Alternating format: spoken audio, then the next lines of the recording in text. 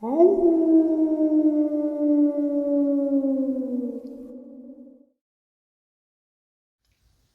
and salutations, everyone. I hope everyone is still doing well, and welcome to tonight's second or night-ending bonus upload. This upload gets us right up to Saturday Nightmares live from upstate New York at 12 a.m. Eastern Standard Time. This will be the last bonus until our live stream. Before we jump into this bonus, a couple quick links. As many of you may know, I rely on Patreon, PayPal, channel membership, and the merch to help the channel to continue to grow and go. Links to Patreon, PayPal, and channel membership is in the description below. Merch displayed directly under the video. Also, Dogman Frightening Encounters, Volume 1 through 3, the audiobook versions. They were written and researched by Tom Lyons, narrated and produced by me, Jeff Nadolny. These audiobooks are available on Audible, Amazon, and iTunes, links to which are also in the description as well. And finally, last but definitely not least, if you'd really like to help support the channel to continue to grow and go, simply subscribe. It does not cost a cent. Click the like button, takes half a second. If you don't want to miss out on any of the informative uploads that I put out daily, click the bell icon, and folks, please leave a comment and share the video. Why? Well, because all of these things, they really do help the channel to continue to grow and go. They definitely do matter, and they are appreciated. And with that, I have taken far too much of your time. Let's jump in to tonight's second and night-ending bonus upload, shall we? All right, everybody. Tonight I have a very special guest. He's been with the channel for probably since the channel began, almost. Shane Barber is with us tonight. Shane, how are you? Oh, I'm doing fine. How are you doing? I'm doing great. I want to thank you for taking some time out of your night to share your experiences with us. Okay, I appreciate it. Shane is calling, or I'm calling Shane from. He's in South Carolina, and he's had some pretty interesting experiences throughout his life. So the floor is turned over to you, my friend. Okay, thank you. Well, let me see. Maybe I should start with the reason, and I can work my way back here a little bit. First of all, I'm disabled, and so I can't work. So I fly drones around from time to time, and I live in an apartment complex. There's some woods all around where I live at, just all around me, and I've been having experiences, encounters with Sasquatch and Dogman for some time now. It seems to follow me everywhere I go, everywhere I move. But the most recent I had was about a few days ago. I was flying my drone outside, and I went and checked the back. So I had something was telling me I need to go out there and just take a look. And I flew over and I went down close to it, and I saw something out there. It was like a dark figure near a tree, and I couldn't make it out, but I started to take some pictures of it as best I could. And when I got done flying, I come back in, I checked out the pictures, and I zoomed it in. It looked like, I'm not sure what this was, but it looked like either maybe a Sasquatch or a werewolf or a Dogman. It had the body of a Sasquatch, but it had like either a dog's head or a wolf's head. Like, it's very big. His eyes is big. You can see his nostril, that classic dog shape, But I saw that, and that kind of freaked me out. Because it's just right behind where I live, and it's in the city limits, but I'm thinking, wow, that's not far from our farmland. We used to go out to fly up there. But that was just one of the times I've seen something. And then I think it was last week or so, the week before last, I got another picture. I've got 3 Sasquatch in the photo there. They were standing close to each other. It was a big one. He was dark-haired. I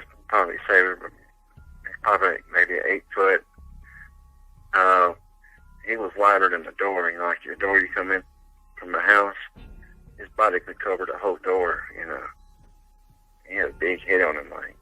And I saw the other ones. There was a tall, skinny one, like he was black-headed. It was walking away from him, and then I saw a brownish red one, probably about 6 or 7 foot. I couldn't tell if it was male or female, but it was there with him. And I'm not sure why they're doing this, you know, why they're coming in. It's just so close to me, but I don't know. But I'll start working my way back, maybe somebody can help me understand what's going on. But yeah. I'll go back when it first started. When I first saw something, that was back in I think that was around the year 1984. Me and my brother and my 2 stepbrothers went out to.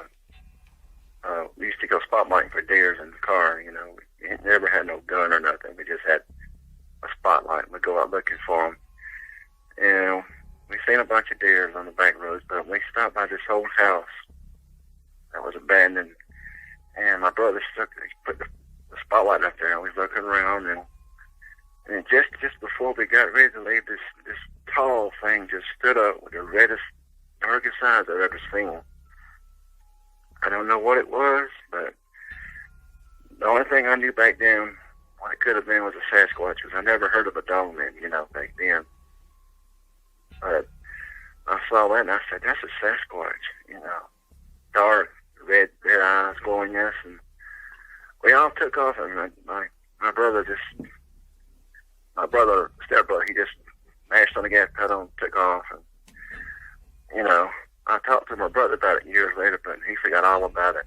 He didn't want to talk about it, but that was when I first started having encounters with these things. And I started doing research up on them. I started reading books and watching videos, whatever, trying to learn what I could from them. And then a little later on, we used to have a chicken farm, and me and my brother built. It was sturdy. We had a strong chicken wire. It had 4x4s and stuff like that. You know, it was real sturdy. You know, you couldn't get in there unless something really strong can get there. But we had a real bad ice storm that night. We was up late. And my brother, my mom, and one of my friends, he had stayed over, and we kept hearing something out there and walking around there in below the hill where the chicken lot was at. We heard this loud crash or something, like something breaking. I said, maybe that was a tree falling or something because of the ice storm. So we waited till morning, and I went out there, and my brother went up there, and the back part of the chicken lot was mashed all the way down. It was, the 4x4s were just broken in two, like something just broke it and pushed it all the way down. And 2 of my chickens were gone. They were in a chicken pen, in a separate pen, like, and something had went in there and got the 2 chickens and pulled the feathers off of it, took them away. I don't know what that was. And I'm not sure. I couldn't say honestly what that was. I looked for tracks. I couldn't find anything. But and a little time went on as I was growing up. I used to go fishing a lot with some friends, and we went to this lake. It was called Lake Monticello in South Carolina, not far from where I live. And we was fishing there at night, around 11 o'clock. And my friend and his wife, we were fishing on the pier. And then my friend went to walk. We went walking around while his wife was fishing on the pier. And we was on a basketball court. For some reason, the light went off there up under the court. It was a big line, you know. You can see at night. And it went out. And then we started hearing whoops. I heard a whoop. The first one real close to us, behind us. My friend said, "What is that?" I said, I'm not sure, but I think that might be a Sasquatch. I said, they whoop off and on. And we heard another whoop across the road from that first one, and they started whooping back and forth. He wanted to go looking for it. I didn't go. I told him, I said, the best thing we probably do was just go back to the pier either get ready to leave or just stay there, you know. Yeah, but we decided to leave because they were getting closer. I don't know if it was calling in another or what, but they kept whooping and they kept getting closer and closer. It's still, every time I talk about these things, they just still, you know, give me the chills talking about them. But it's starting to get to the next one, which is one of the real scary ones. That me and some other friends went fishing at a little public pond. It was called Wildcat Lake, even though it's not really a lake. They just call it Wildcat Lake. There's two ponds that's separate from each other, and there's a road that goes down about a mile back in the woods, like it's gravel road. You can hear people come in and out of the road, but they went all the way to the end where the road circles around. There was nobody there but me and two other friends. We got settled in. We had to walk down in the woods down to the, they got a fishing pier down there. It's like handicap access. You walk all the way down about 100 yards or so down in the woods to get to it. And we kept hearing something walking around, and then we started hearing breathing and this growling sound. And I was getting a little bit more scared. I started thinking, oh boy, here I go again. There's something going on. And it started throwing rocks in the water when we was fishing there. And my friends thought it was somebody playing tricks. I said, who would come out here in the middle of the night time, in the middle of nowhere, just to play a trick on us? But I said, whatever this is big. It's breaking branches. It's throwing rocks in the pond. And we went out of supplies there, like food and snacks. So me and one of my friends went back to this town to get some stuff. We left my friend there fishing by himself. And when we finally come back, I was so worried about him. And it takes a long time to get. It took us about 40 minutes to get back to and from before we had to come each way. When we got back, he said, his face was white as a ghost. He said, I want to go home. I said, what happened? He said, as soon as y'all left, this thing come up, started hollering at me, growling, breaking branches, sticks like that. And I said, well, okay, we'll gather our stuff up. And we started gathering our stuff up, and then we heard this loud scream. It sounded like a woman screaming in pain. You ever heard that before? It's very terrifying. You know, it's the loudest scream I've ever heard. And my heart was racing, and we had to walk back up to the car in the middle of the night, dark, and you can't see nothing, with a little flashlight. You know, the time it was just growling at us and throwing rocks in the water and breaking branches, and that was one of the most scariest times I ever had. Just hearing one. And then sometime later on, I moved to Georgia for a while, for about close to 5 years. I used to live with an ex-girlfriend a long time ago. For the first couple of years, it was real peaceful. It's a beautiful place. We lived right beside a mountain. It's all country. And it was just about right there, a little small mountain right beside us. And then it started out with the coyotes coming in. The coyotes would start making noises at night. You know how they yelp and all that? They would yelp, and then one night I started hearing something kind of imitate the coyotes.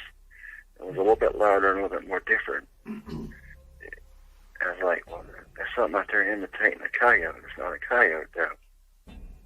And it kept getting worse and worse every night. And then finally, this was one of the first time I had a real close encounter with the Sasquatch. It started coming up at night.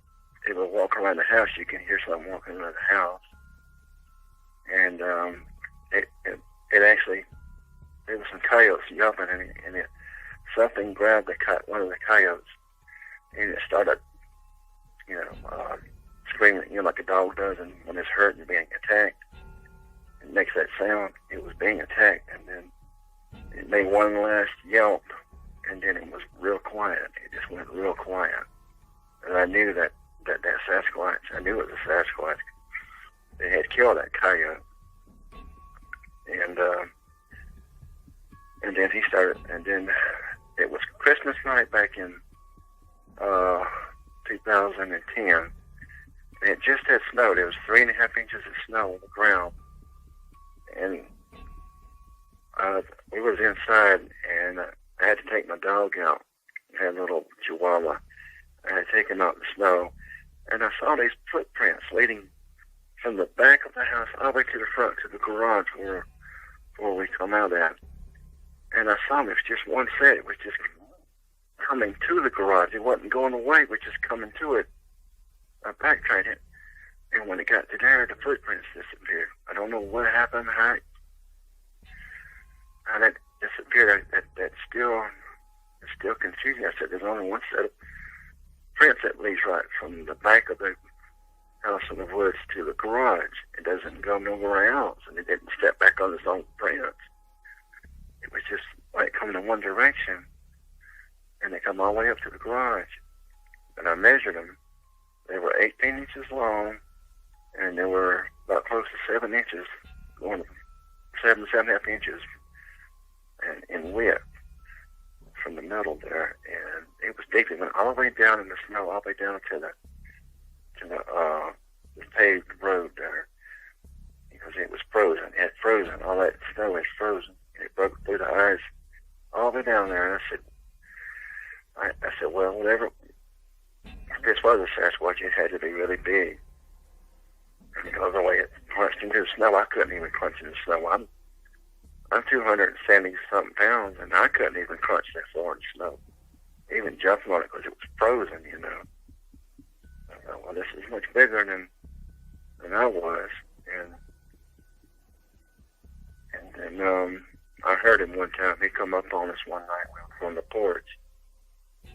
My ex-girlfriend was out there smoking. I brought the dog out, and he made the loudest growl I'd ever heard in my lifetime. At first, I thought it was a cow, but it wasn't a cow because it growled like that, and it just carried on for about, I don't know, 10 or 15 seconds maybe. Just so loud. I mean, so loud, and you can feel it. I could feel it. I could feel my hair stand up in the back of my head. And I never could see it anymore. I tried so hard to see it at nighttime. I've been watching for it, hoping I could see it, but I never saw it. And I moved back here to South Carolina back in 2012 now. And I got settled in this apartment, and I met my wife here. We got married, and then her daddy owns a farmland about a mile and a half from where we live. He's got about 50 acres, and I used to go flying my drone up there a lot. And this is where all the strange things started really going bad. We would be out there, we would hear wood knocks. You can hear them out there knocking in the wood, and you would hear something hollering. My wife heard something. It sounded like a woman screaming. I heard it too. Yeah, and my wife, I was flying the drone, and she looked over there, and she stood up, and she started walking on us. I didn't know what was going on at first, and I looked over, I said, Sarah, what's going on? And she went and answered me, and I had to go there and shake her out of it. She was like, she was in a trance or something, and she said this tall Sasquatch come out, this dark Sasquatch come out, was trying to communicate with her somehow. She said it was talking to her, but it wasn't moving its lips. Like it was, you know, like a, maybe telepathy or something, whatever they call it. Yeah. Yep. And she said it was trying to get her to come to it. And I pulled her away from it, you know. I said, you're not going to go over there. I said, you don't know what that thing will do to you. You know, every time we went over there, they kept coming out. They would watch us from behind bushes, and I saw a reddish brown one looking at us from behind a tree.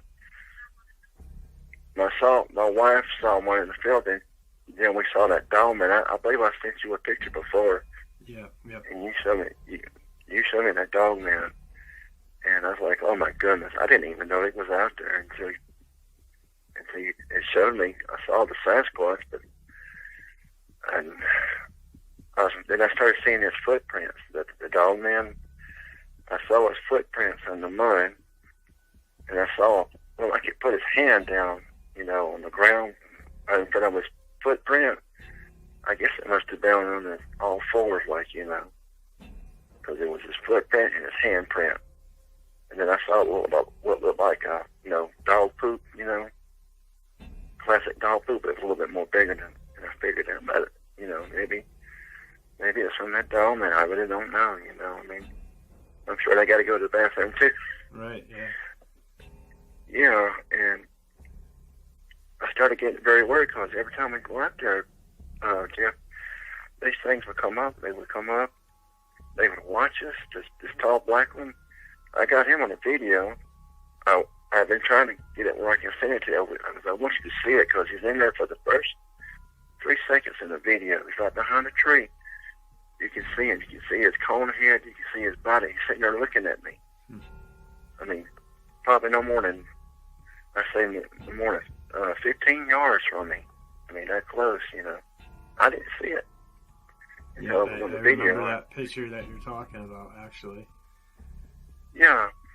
And you showed me that Dogman, then I don't know if you know this guy, Cryptid Crow, whatever his name is, Cryptid Crow Creeks. His name is Tony. No. And he deals with Dogman all the time, and I sent him a picture of him, and he showed it to me. Another one, he said, there's another Dogman in there too, Shane. He says, there's another right there. He drew it out and showed it to me. I said, oh my goodness. I said, there was 2 Dogmen in there? He said, yeah, it was 2 Dogmen and a Sasquatch in that photo. I said, oh my goodness. And he told me, he said, you need to stay away from it. He says, when they start coming in like that, especially with the Bigfoot, he says they might be, might be a territorial thing. They might be trying to, fight for the territory, or there might be something going on. Right. And he said, because I was getting scared. I mean, the Bigfoots didn't bother me. They seemed peaceful. They didn't seem to bother us never. They just was watching me, watching us.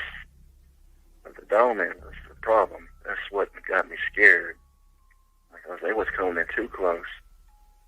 And my wife said when her daddy and mom used to live out there, they would hear somebody would bashing their hand on the walls at night, on the outside of the house. You hear like that. And my wife said her mom had an encounter like that before she died. She heard somebody banging on the wall outside her from her bedroom. And I said, well, that's what, from what I heard, that's what Dogman and Sasquatch will do sometimes. They'll bang on your house in the middle of the nighttime just to keep you awake, They know where you are. It don't matter if you can walk in one part of the room to another. They know where you are somehow. Yeah, some sort of sense. Yeah, and then they started coming up close to my apartment complex. I mean, I was like, I'm not. That's a little bit too close for me. I mean, it's just right behind where I live, and I hope and pray they never do come over here and bother us. But I know they've been here because I've seen they got a like a teepee-like structure right across the road from where we live. It looks like a teepee-like thing. They got it all together and wove it in with some kind of material. Really, really tall and really big. I mean, I saw that. I said, "Geez, wow, what made that?" Because it's right beside a school where kids go to school at. I mean, that close. And, yeah, I've got pictures of them. Got videos of them. I don't have a computer, so I can't. I can't get it off. I try to get it off my phone on somewhere I can send it off, to you and a couple other people. I said I can't get it off my phone. Get it transferred. I don't have a computer, because I wanted been wanting to show you all. Yeah, Jeffrey, it's just, I mean, if you see them and you hear them, it's just terrifying. Yeah. It does something to you. It changes you. It just makes you think differently. It's like, from what I've been here, we've been here, Yep. For a long, long time. I mean, I truly believe that they've been here with us for a long time, and had whether or not the Sasquatch or Dogman or werewolf, I believe that they, one of those three had some sort of treaty with different Native American tribes and stuff. They're not. I believe that they're not dumb animals. They're very intelligent.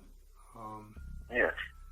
So, and like that, the scream that you're talking about it's terrifying. It is bone chilling. For those that have heard it, they know what Shane is talking about, because it's just this. It goes right through you, and there's nothing pleasant about that. So. No, I mean, just seeing them is scary enough. When you hear it too, when they make that sound, and it's going to scare you. I mean, most people, it's going to make them shake and want to run, or it's like, but yeah, it's just like every time we kept going out in the farm, they would come out there and watch us. And like I said, seeing them that close to us like that, and I have to keep my eye on the drone when I fly. I can't take my eyes off of it. I have to keep it in line of sight. And my wife's my spotter, but she looks around, and if she sees something, she'll point it. She says, "Look over there." I look over there, and there'll be something over there, and I said, "Well, that's a little too close for us." I haven't been back out there since last year. I don't want to go back out there no more. There's a guy that goes hunting up there, and we used to go, and I'm worried about him. I don't think he believes in any of this stuff. I've been wanting to tell him, but I would think he'd probably laugh at me or something if I told him. I was just going to tell him, I said, if you see anything unusual, please don't shoot it, because, if you shoot one of them things, there's no telling what'll happen, if there's one around, there's going to be more than one.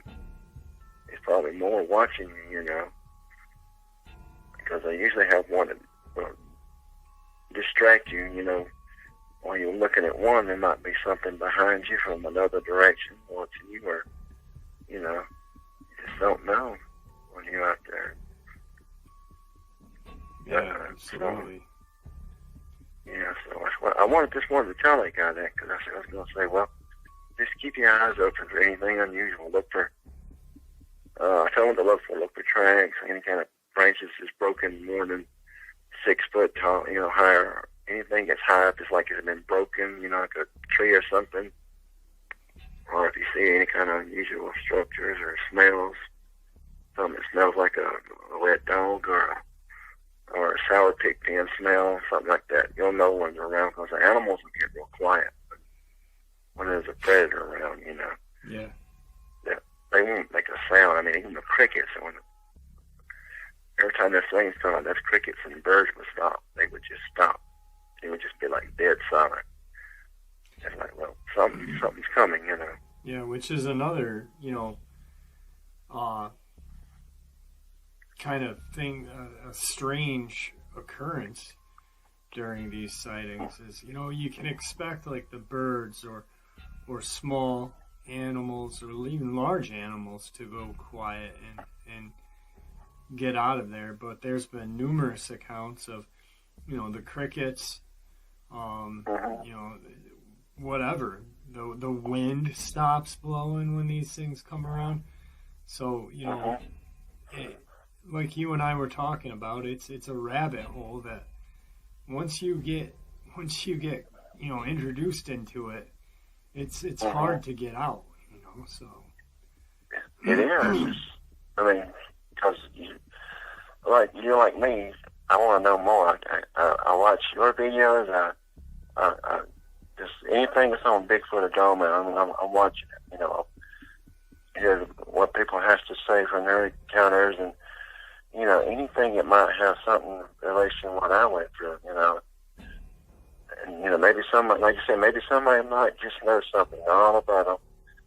They might be willing to spell out something about it. You know, just anything. You know, what are these things? You know, I want to know, like you, I want to know what they are. Yeah. You know. Yep. Absolutely. You know. Now, just recently, you were talking about from when you were flying your drone a couple days ago. Mm-hmm. Yes, sir.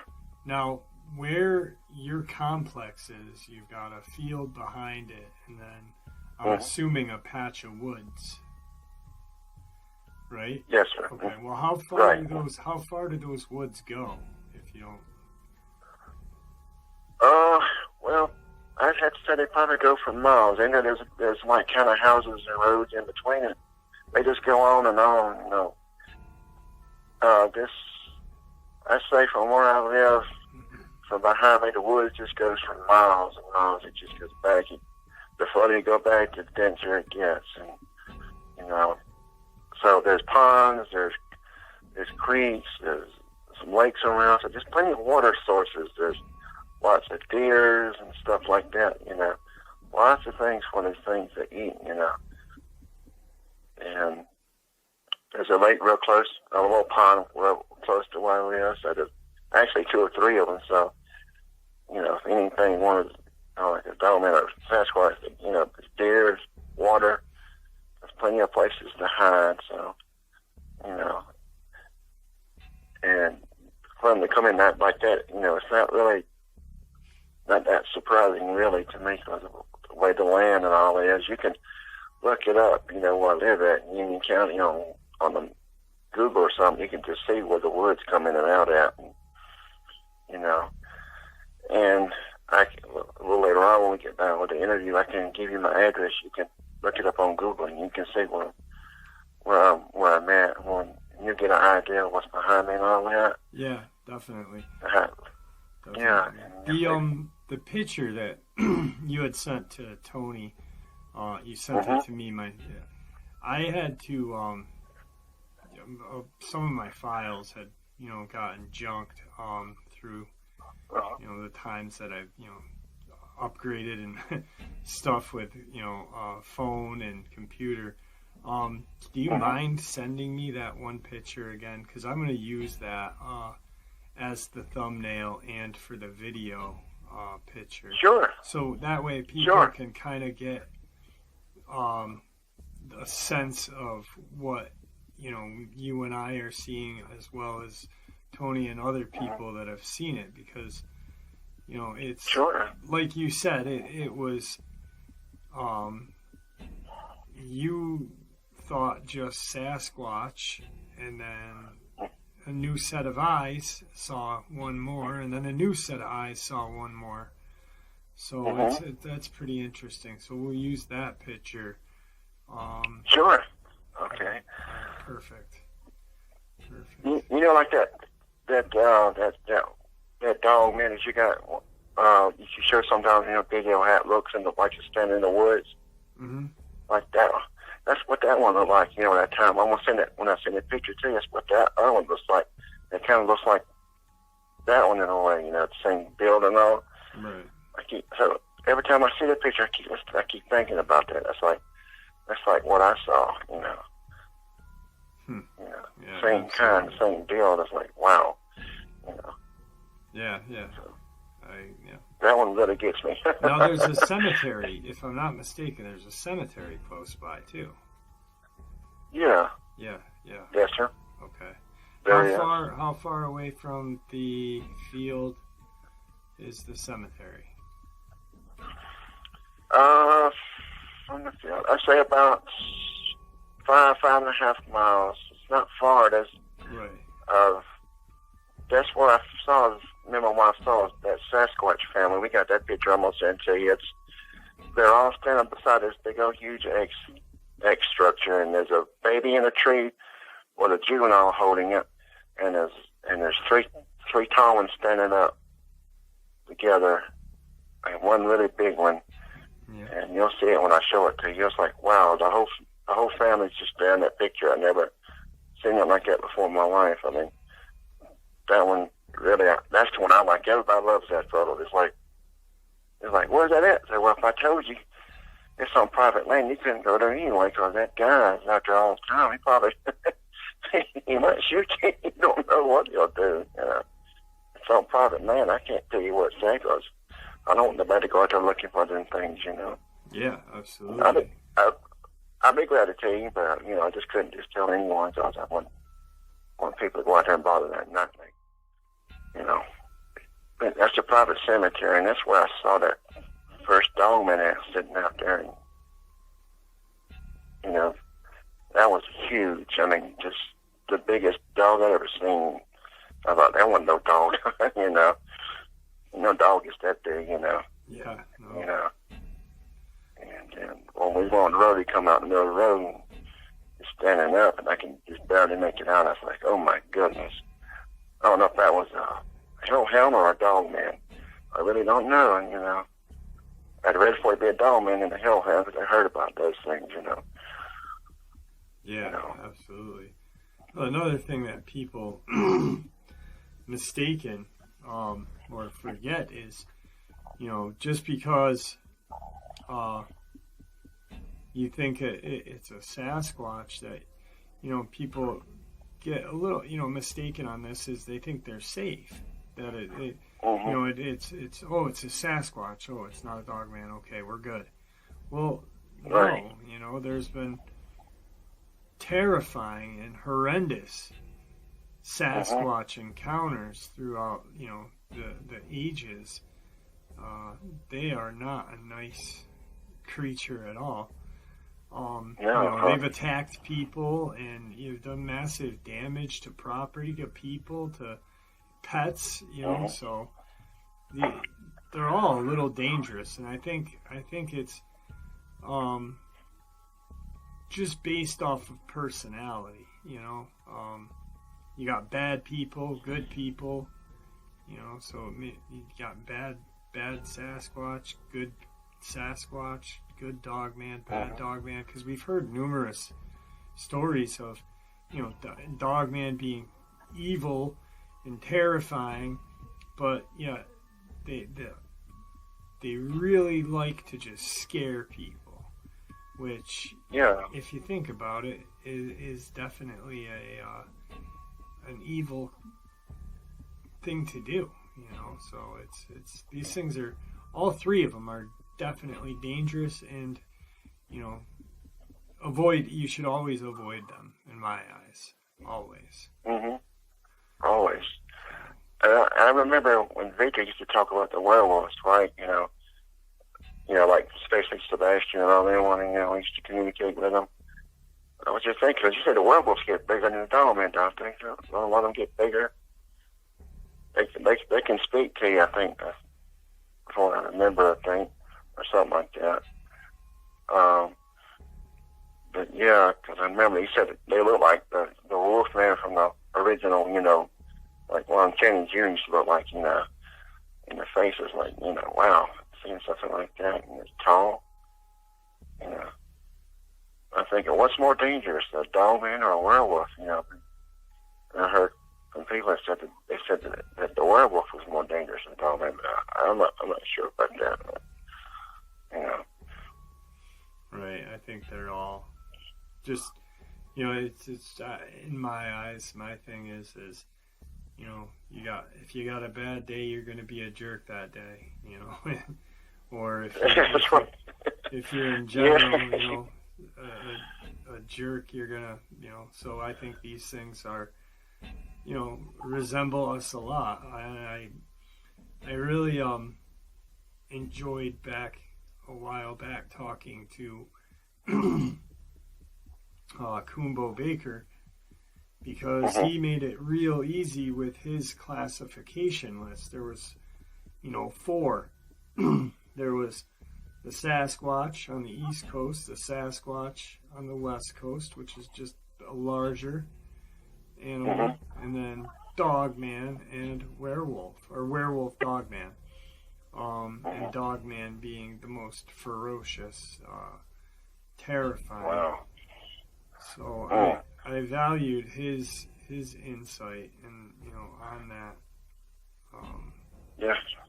So I had to agree with that there too, because he really was making sense on about that, the classifications and all. And I know like on the West Coast, they get taller and bigger, especially when you go up like towards maybe Canada or Alaska. They're probably beyond tall up there. They like you said, they could be over 19, 20 foot tall. We really don't know, but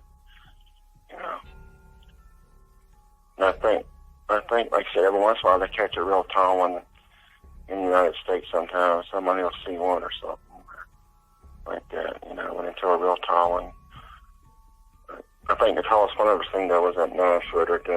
He was tall enough. He was plenty big enough for me, but too close. But I'm still trying to figure out, because they got to be kind of related to us a little bit. Because they look human in the face, like and they're extremely intelligent. They know everything. They probably know more than we do as far as about a lot of things. And I often wonder what kind of abilities these things have, because I've heard people say they be right there 1 second, and then the next second they're gone. It's like, you didn't hear it move or nothing wrong. Like, where did it go? Was it seeing things? Was it dead? Did it disappear? That's happened to me. Seeing that thing, it'd be down 1 second, and take my eye off for a second or something, just looking around, and the next thing I know, it's gone. I didn't hear it move or nothing. Because when you hear something leave, even if it's just walking, it's going to make a little bit of noise, in the woods, But you don't hear nothing. You don't. It's just like, what happened to it?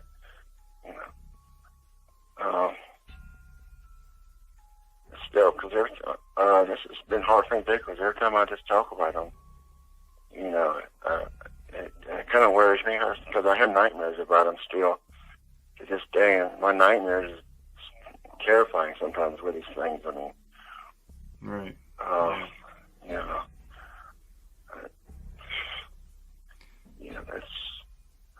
That's about, so far, that's about the most recent that was, like I said, just a couple, 2 or 3 days ago. That's the most recent, but I don't know why I keep.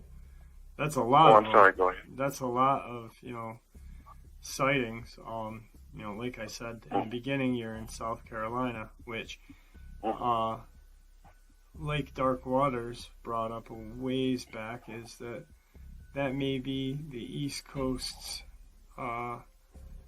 cryptid roadway, to get to Mexico and stuff. Just go straight down and over, and so I think that's why you're seeing so many things up your way or down your way. For me,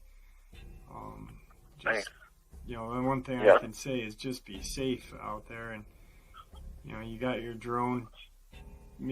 Take pictures with that. Don't be brave and go looking.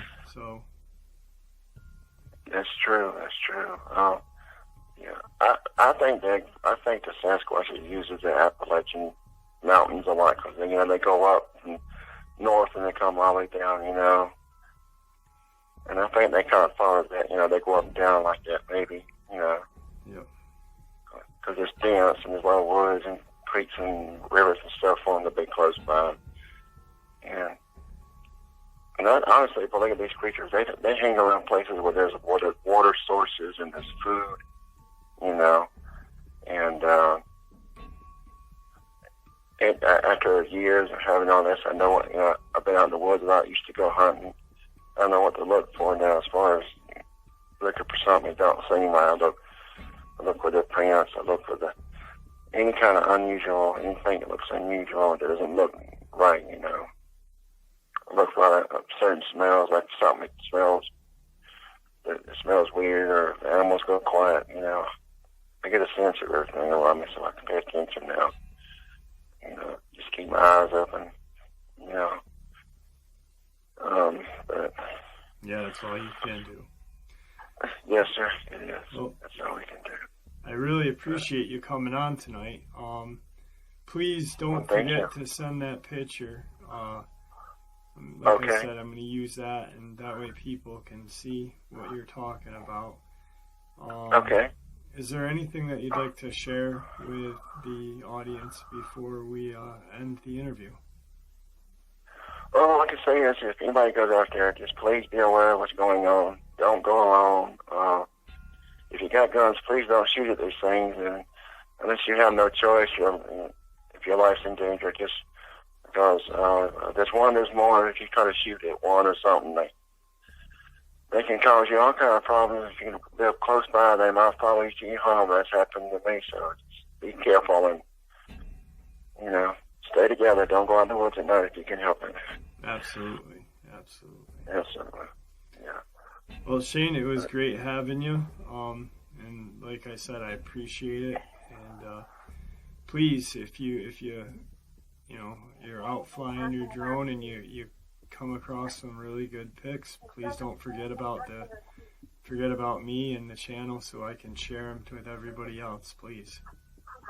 Sure, I'll look for them and get them up to you as quick as I can. That works for me. Thanks for coming on, buddy. I really appreciate it. Thank you so much. And there you have it, folks. I hope you all enjoyed this second and night-ending bonus before our live stream at 12 a.m. Eastern Standard Time. I hope to see you all there. Guys, thanks for supporting this channel. It is your support that really does help the channel to continue to grow and go, and what gives us all a place and a chance to share our experiences and theories judgment-free. Everyone is simply treated with the respect that we deserve. Stay safe, happy, healthy, and ever vigilant, keeping an eye on our children, pets, family, and our friends. These creatures are real. These events have happened. Share this information with those you love and care about, and it may just help save their lives someday. Until next time, never stop asking questions, never stop searching for the truth, and God bless you all.